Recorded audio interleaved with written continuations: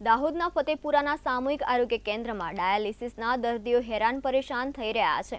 સુવિધાના અભાવે દર્દીઓને હેરાન પરેશાન થવાનો વારો આવ્યો છે। સામૂહિક આરોગ્ય કેન્દ્ર ફતેપુરામાં વીજળી ડૂલ થતાં દર્દીઓને સંતરામપુરથી ડાયાલિસિસ કરાવવા જવું પડી રહ્યું છે અને તેના કારણે સમય સાથે લોકોને હાલાકી ભોગવવાનો વારો આવે છે।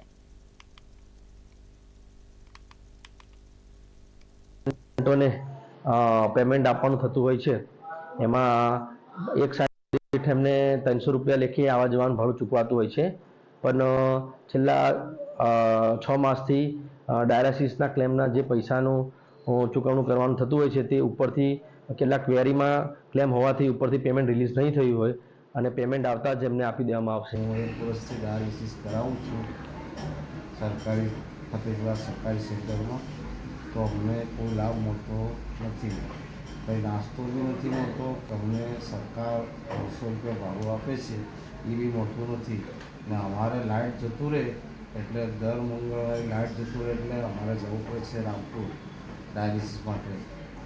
2000 સારવાર લઈ રહ્યો છું, પણ અમારે કોઈ જાતનો મળતો નથી, ચા નાસ્તો કે કંઈ મળતું નથી અને જ્યારે લાઇટ જાય છે ત્યારે ડાયાલિસિસ કરવા માટે સંતરામપુર જવું પડે છે, તો કોઈ જનરેટરની સુવિધા કરી આપે તો ઘણી સારી છે।